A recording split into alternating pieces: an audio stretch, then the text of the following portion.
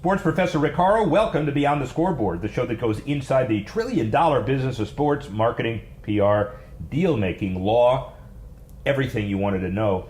And what a week. Obviously, we're beginning the NFL. It's all we want to talk about. College football coming, some new basketball regulations maybe, an incredible PGA Tour event, the PGA Championship. I guess we head to the Ryder Cup, NASCAR, IndyCar, Indy Women in Tech Open. We'll talk about that in a minute. But we have also a special guest across the pond talking about volleyball, a niche sport that should not be a niche sport any longer. We want to see all of our topics, 15 to watch, 5 tech, 5 philanthropy, CSN Washington, horrowsports.com, at Rick Horrow, whole bunch of places. You can see the top 15 stories of the week, top 5 tech stories, and the top 5 power sports stories. But let's go to a big story that combines all of that. Golf and tech engines revving for the second annual Indy Women in Tech Championship, powered by Group 1001, boasting a $2 million purse, dozens of the women's world's best female golfers, and a classic location, the Brickyard Crossing Golf Course, designed by Pete Dye. The Indy Women in Tech Championship also shows off a unique week of tech and STEM-focused events for women and girls. Indy Women in Tech makes an annual commitment to support local initiatives financially and through marketing programs surrounding the LPGA event, with a particular focus on expanding the reach of robotic programs in schools, expanding STEM days, helping to create programs that enable professional full-time athletes to gain network confidence, support, and skills to enter the workforce, and equipping them with the skills needed to use tech as a vehicle back to the workforce. Leadership at all levels, also an important component of this event. And while the ability to lead and influence apparent on the PGA Tour, as we saw during Sunday's PGA Championship final round, winner and likely player of the year Brooks Koepka had battled timeless Tiger Woods, the LPGA had been missing a true icon for some years. Here's hoping one comes into sharper focus this week in Indy. We know one thing. Group 1001 and all those putting it together understand the real winner here is women, workforce training, and charity. All those incredibly important issues as we move forward. Before we talk about the volleyball issue that's been really front and center for me just getting back from Vienna, let's take a look at some of the other international events to understand how where we fit in the world stage. LA Rams owner and American billionaire Stan Kroenke agreed to pay $777 million to buy out Alisher Usmanov's stake in Arsenal, becoming the club's sole owner. Kroenke's business, Kroenke Sports and Entertainment, reported that Usmanov accepted the offer. It valued the team at about $2.3 billion. The two billionaires have been battling each other for control of the club ever since they initially invested back in 2007. Kroenke been Arsenal's majority shareholder since 2011 and planning to make offers to the club's remaining small shareholders to take complete control. The capital needed to fund the takeover will likely come from a mix of Kroenke's personal money and raising capital, about $60 million of his own money, $727 million borrowed, which will be borrowed not against the club, he emphasizes. This marks the latest move by Kroenke to expand his sports business empire, but the Gunner fans really aren't happy with the move, citing Kroenke's concern for the bottom line over trophies won. So we understand how important the world stage is for soccer, and there are other issues as well. What about the Olympics? The 2022 Beijing Olympics, only 4 years away. Wayne Gretzky's been tasked to try to grow hockey in China. He's become an ambassador to the KHL Chinese Kunlun Red Star, and in his role, Gretzky will help develop a comprehensive youth program in China. A population of 1.4 billion, a massive opportunity to see what he can do on the world stage, but also understanding that the international stage is clearly more important than anything else when you look at the revenues that are generated from international events. Really good segue. International events carrying the day. The Beach Volleyball Major Series, the A1 Major in Vienna, presented by Swatch, was a key event not only for the Austrians, but also for what's coming to America in early February. And for me, spent a whole week there dealing with Hans Jagerhofer and the Red Bull folks. talking about taking a world-class event that generates 120, 150,000 spectators. 60% come from outside Vienna. They stay for more than 5 days. 60% are female. It is an incredible crowd, an incredible demographic. The year before the Super Bowl, it's coming back again to Fort Lauderdale in South Florida. Should be a major event. The promoter's coming back to make sure it is exactly that. And women volleyball, men's volleyball, they sell superstars. Sarah Hughes won the 2002 Olympic gold medal in figure skating. No, this is the different Sarah Hughes. This one was the 2017 Rookie of the Year for FIBA, the volleyball organization. She graduated last year with a business administration degree from USC. She's only 23 years old, but she has the chemistry with Summer Ross to go far and become the face of volleyball after Kerry Walsh Jennings, obviously, in 2017. She's 2-0 in the U.S. with an incredible event in Hermosa, California. She's also won 103 consecutive collegiate matches before she was Rookie of the Year. A certain success on and off the sand. Sarah Hughes. Sports Professor Rick Horrow, inside the boardroom, beyond the scoreboard. You know, we normally do things in Washington or in California.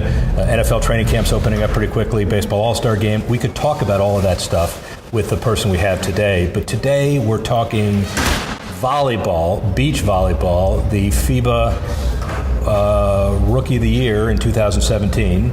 And the sky is the limit for Sarah Hughes. How are you? I'm great. Thank you for having me. Absolutely. So the bottom line is that you made a tremendous transition from winning the gold medal in 2002 as the figures. Oh no, that's the other Sarah Hughes. How many times are you confused with the other Sarah Hughes? You know, a couple of times. Just professional athletes that name Sarah Hughes, they're just, oh, the ice skater. I'm like, nope. Well, we're doing some of this for NBC, and they'll be able to insert footage. And so as we do it, I assume you'll aspire to be the second Sarah Hughes, this one without the H, who wins a gold medal somewhere. Yes, definitely. And obviously in Tokyo. So starting with the big things first, you're going to be 25 in Tokyo, 26? 25. 25. Mm-hmm. So you're starting to train already. This is a big event. We'll talk about this event. But what do you do to kind of think long term but have to behave short term? That's kind of a dichotomy, isn't it? Yeah, I mean, definitely. Right now, though, I'm very much focused on the present because I have a new partner. So we're a young team together. Right now, I'm 23, she's 25. So we're taking it step by step and learning and growing right now. And especially out here on the FIVB, there's so much great competition. So we're learning through the highs and the lows. And so we're a new partner you're speaking about is Summer Ross. There is a great kind of gene pool with the Ross family too, so I'm sure that's an easy conversation to have. I understand this sport is a lot about team chemistry. It better be because there are only two of you.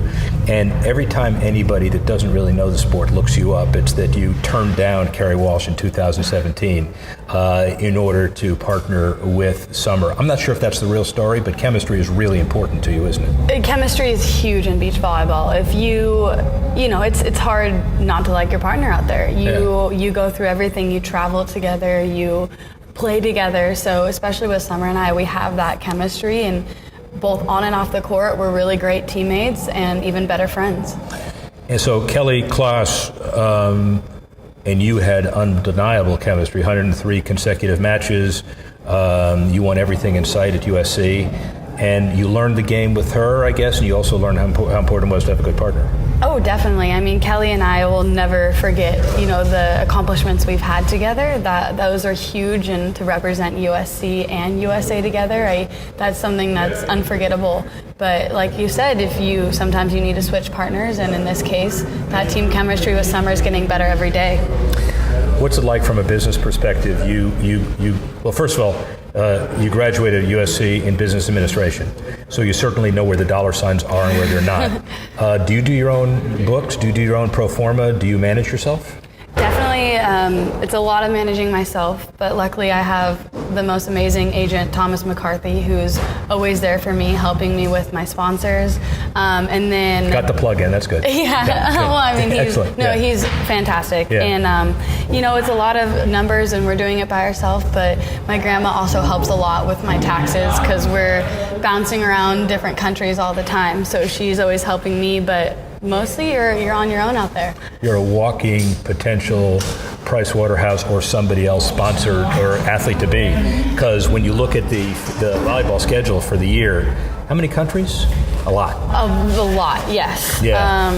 So looking for that airline sponsor, right? Airline sponsor would be great. Austrian Air was great, but that's a one-shot deal. So you got to look for somewhere else. Exactly. Focus on the politics of, as much as you can, kind of above the fray, of how volleyball in the U.S. has come to be. There's the AVP. Kerry's got her deal. Obviously, Hannes has the major series here. Is there a way, in your mind, to coordinate all of that, and would everybody be better off if there was kind of one uniform way to approach volleyball heading into the Olympics? Yeah, I mean, you said it. There's a lot of politics going on right now in volleyball. And I think right now, especially with the AVP, they partnered up with the FIVB for an event in Huntington Beach. And through the players' perspective, it was absolutely incredible. Mm-hmm. So it's great seeing those two powerhouses come together. And I'm, specifically right now playing on the AVP, and I love it. I love being at every single tournament that they have, and they've been, the most dominant tournament for the decades for beach volleyball. So I know there's a lot going on right now, but for me, I just wish the sport the best and a lot of success, and I want to see a bunch of young girls come up behind us and have a sport to play. Well put. And hopefully, I guess a shameless plug is that there's an ability of all of the key operators to coordinate in some context. And maybe 2020 gets it done. Hopefully 2020 gets it done. NBC's paying a lot of money, right? NBC's paying $7.7 billion through 2032, which is 60% of the gross domestic product of Switzerland, which nobody cares. But so it would be important as one of the rising faces of volleyball to make sure that you get the uniform platform, that everybody working in the right direction. Exactly, I completely agree. Yeah. So let's talk generally about tournament preparation for you. It's a grind, I assume. You come into town, everybody sees you smiling and all ready to go. But talk about getting ready and keeping yourself fit and getting on planes and doing all the travel and everything you need to do. Yeah, it's a lot. We just recently, we were playing in the Hermosa Beach AVP. Summer and I won. The final was scheduled, I think, for 3 o'clock on Sunday. It got pushed back a little bit. We had a flight at 7:30 to come here to Austria, so we won the final in a huge battle, and then we had to go do interviews, and we ran, unfortunately we couldn't say too much to fans, and we said our thank yous really quick, ran, barely got a shower in, and headed straight to the airport. So it's a grind, it really is, but it's part of our job, and I think just learning and doing that correctly is how we have to go about it. And the bottom line is, the more you understand your routine at 23, the easier it's going to be at 25 and 30 and 35, I assume. Exactly, and I think it's a big thing, especially now, is recovery and strength and conditioning. A lot of the players, they say they didn't have that. Our coach, Jose Loyola, is like, you're so lucky about all this recovery stuff. You guys can last longer. So from a young age, I'm trying to learn all that so my body can last as long as possible. What's it like to go to a lot of countries who don't know anything about American football or NBA or our sports, real sports? What's it like? No, it's funny, but a lot of different countries, they love the NBA. Yeah, so they're always cheering on that, but it's fun. Beach volleyball is something that's well known around the world. So I think I like that, playing a sport that a lot of people know. And I assume you keep an open mind and learn the cultures where you are. And what's your, hard to do because you're very good at political answers, but favorite volleyball destination? Do you have a favorite? Do you have a few, maybe? Favorite volleyball destination? I mean, Vienna is absolutely incredible. Stade, I went to, Porrick, all the major stops are absolutely, I really, really enjoyed Portugal this year, but nothing beats being at home. And with the American fan, have you seen American fans getting a bit more sophisticated about the game than they did before, would you say? Oh, I would say so, definitely. I mean, I have people message me on social media asking me all these questions, and they're so in tune now, and that's really fun to go to an AVP match and people know the rules, and they're standing up, they're cheering for you, and it's really great. It's a volleyball community is amazing. And what about the younger? What is the best path for high school with still Title IX, obviously, college programs better than before, youth programs, facilities for beach volleyball training academies, starting, the tennis model, making sure the kids are there. What's the advice on how to make sure that we get more players like you coming up? My advice to any young player is to play as much as I can and have fun while doing it. I actually started playing beach volleyball before indoor, and I fell in love with the game so early on because I had a group of people around me and a coach who just purely loved the game and had passion for the game. So it's kind of getting a little crazy out there right now with, parents worried about their 8th graders signing to college. I would take a step back, learn the fundamentals, develop a young player, and have fun with it. Go into the USA system young. They have so many great programs now. Play in any tournament you can, and just have fun. And don't worry about the scholarships yet. They'll come. I assume you were a jock in junior high and high school. Could you have done other sports? And what made you ultimately choose beach volleyball, indoor and then beach? Yeah, I loved playing every single sport. Basketball, soccer, running track. But I vividly remember the moment I was 8 years old. I went for a tryout for beach volleyball, and I stepped on the beach, and I was like, this is the best sport in the world, and my heart and passion has always lied with beach volleyball, regardless of what sport I was playing. You jealous of Alex Kleinman, who's 7'7"? I mean, do you wish you had another foot? Everyone always wants to change something, right? But I'm genetically blessed with great hops, so thanks, Mom and Dad. So you know what? I'll get what I can take. I think you probably will do better with great hops than that extra foot. So Sarah Hughes, we were interrupted by a titanic rainstorm here in Vienna, but now you won your match and you're on to the quarterfinals, and we're going to run this well after this tournament is over. But you're very happy, so it seems like you're doing very well, as you normally do. You won Hermosa Beach and you won New York, so as far as domestic tournaments in the U.S., you're 2 for 2. Yes, right? That's right, 2 for 2 on the AVP. Yeah, and so what's it like playing against international competition, getting ready for Tokyo? You need to do that, not only the Americans, but you need to be the best in the world. Yeah, being out here on the FIVB is so important for us Americans, even though we have a great domestic tour, because like you said, in the Olympics, you're playing the world competition, and that's exactly what it is out here. Yeah. So let me ask you this. Basketball fan? Yes. So Laker fan now, especially with LeBron. To the Lakers, but always been a Laker fan. Always when they were terrible the last 3-4 years? Yeah, of course. Easy to say now. I went to USC, we were in Los Angeles. Well, you could be a Clipper fan, but easy to say now as far as the Lakers are concerned. So, from your perspective, are you jealous of the kind of LeBron money is out there? Not for LeBron himself, because he's redefined basketball, but that people who are athletes as well, and maybe less training, regardless of that, make 40 times the amount you do. How do you feel about that? It's never easy to see, one football player going for $40 million. Yeah. But I think it just depends the kind of athlete you are in the sport. I play beach volleyball, and that's what I love, and that's why I'm here. It's not because I'm here to make, $40 million, as much as I'd like that. We're here because we love it, and it's hard, but I think once we unify the sport even more so, I think more money will be coming in. I think that's hugely important. So it's we got to take it step by step, and I think it's important for players, not to chase after another $100 here or there just because it's a little bit more prize money. It's about, like I said, unifying the sport, being able to have a future for the sport, a growth for the sport, for not only ourselves, but the young kids coming up. Words to live by. Final question for you. Where is Sarah Hughes 5 years from now? 5 years from now. Oh my goodness. I know that you don't even think about that. Right? Just give me the liberty and think about it and answer that question. Yeah, 5 years from now, I want to still be playing. I want to have a gold medal around my neck from the Olympics and fighting for another spot for the next one, which is in Paris.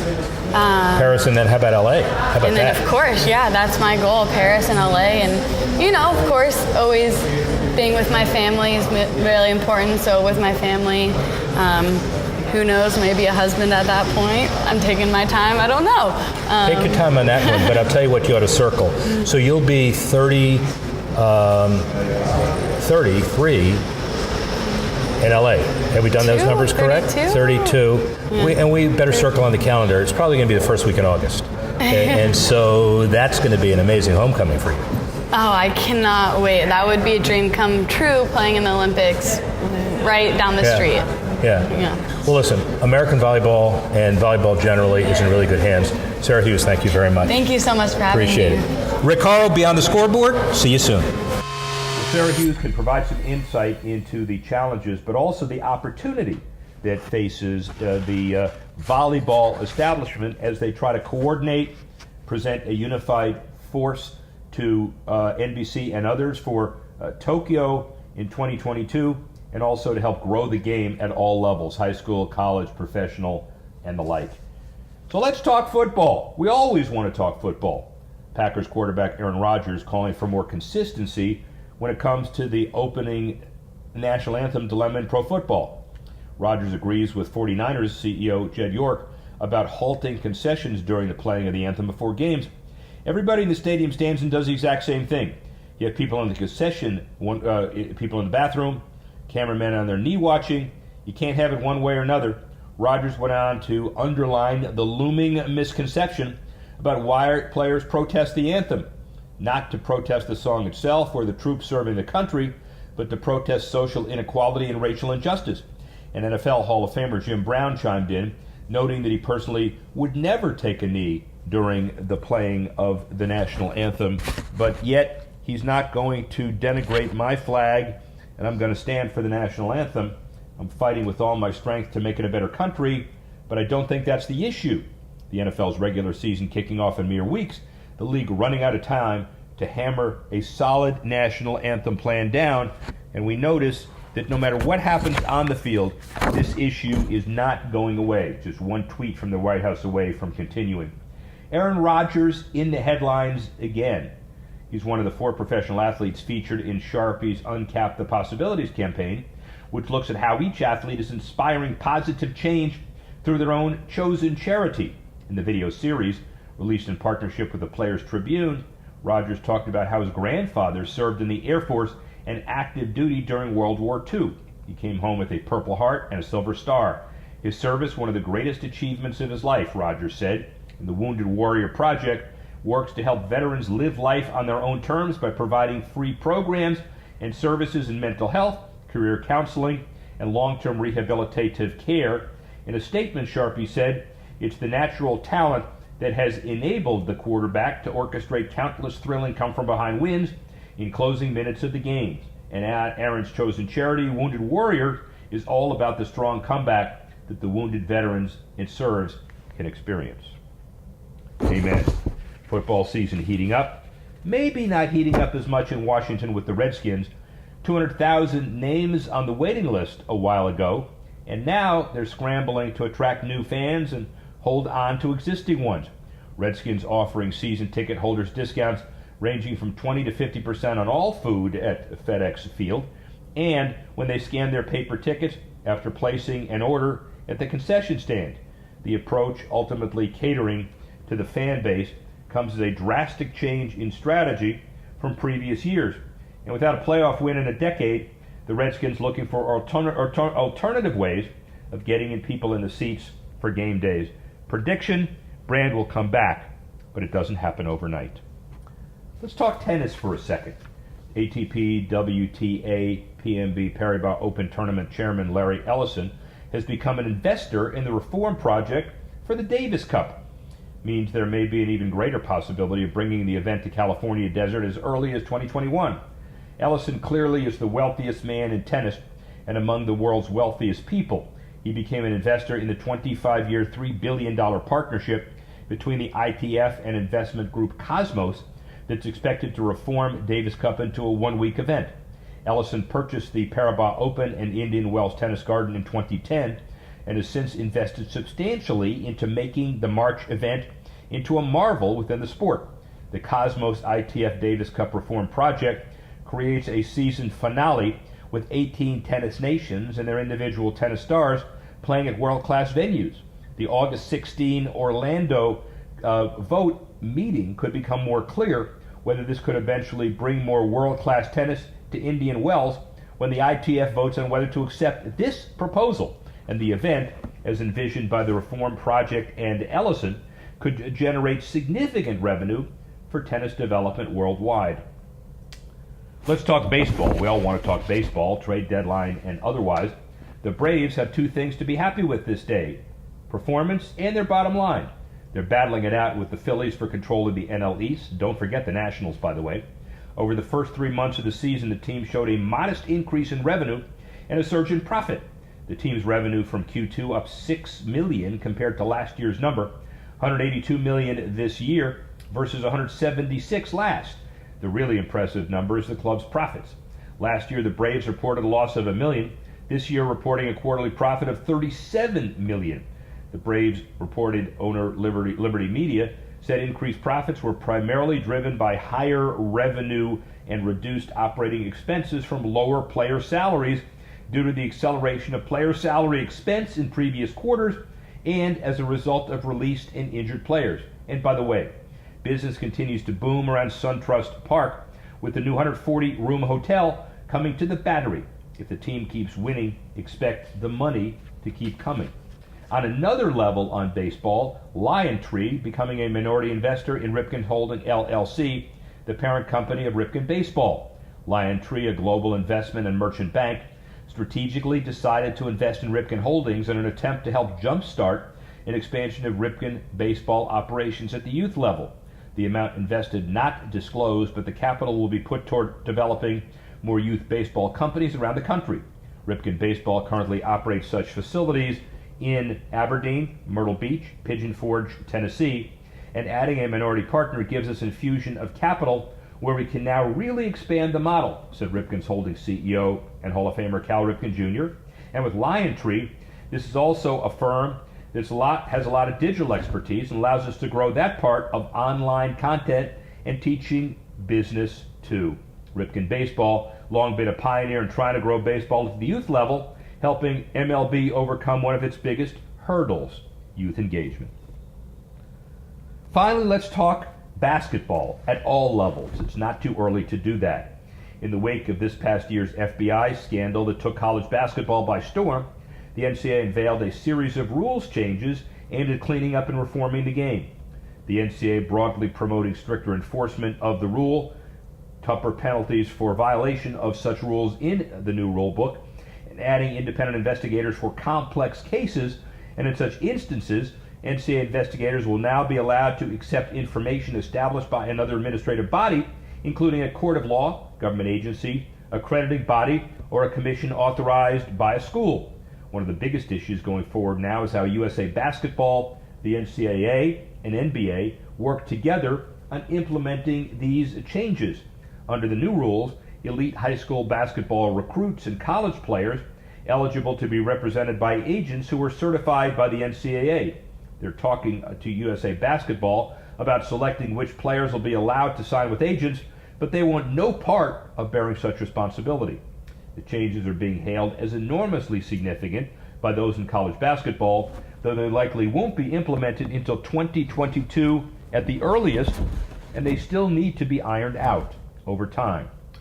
Well, there's another controversy, but it's a relatively small one. When you think about scheduling, it's an issue, but not an issue that's going to drive a wedge to everybody. The NBA, in a long overdue move, but they do it every year, released their basketball schedule for this year, and what do you think? Christmas Day gets the biggest games they have every single year, and they continue to do that. NBA's schedule includes the key games with the Warriors, the Lakers, LeBron, Christmas Day, the marquee matchups, the Sixers and Boston, the Thunder and Rockets, capped off with a matchup between LeBron's Lakers and the reigning NBA champion Golden State Warriors. Some question the league's scheduling decisions, specifically why the Lakers open the season on the road instead of its Staples Center, while the Warriors, Rockets, Lakers, Celtics matchups not being featured on Christmas Day. But here's the take. In a league that's so driven by fan engagement and television ratings, the NBA had to make a tough scheduling decision in any event, some to the chagrin of local fans. And then finally, remember what happened last week when we talked about the NBA and their groundbreaking commitment and decision with MGM? Well, Mississippi now follows Nevada, New Jersey, and Delaware, operating sports books at Beau Rivage Casino in Biloxi and Gold Strike Casino in Tunica, according to John Wall Street. Both properties, by the way, owned by MGM Resorts International. State laws will require anyone wanting to make in-game bets to visit their local casino, as mobile betting will be restricted to those on the casino's physical premises. Currently, no other states in the South offer legalized sports betting, though neighboring Alabama has more illegal college football bets per capita than any other state in the country. Why is that? While MGM has the first mover advantage in Mississippi, William Hill has gone to greater lengths to establish itself. The company has already announced partnerships with 11 casinos around the state. And Mississippi's advantage as the only southern state with legalized sports betting expected to last for at least a year, but it could be longer. And kudos to the NBA for getting out ahead of this and defining the rest of the field. Well, that's our podcast for the week. We'd like to thank Dan Martin and Tanner Simpkins for putting this together. We'd like to thank Sarah Hughes for potentially being the face of women's volleyball in the future and a great event with the Beach Major Series. Looking forward to that February event. We'd like to thank you for watching and listening and joining us next week when we go Beyond the Scoreboard.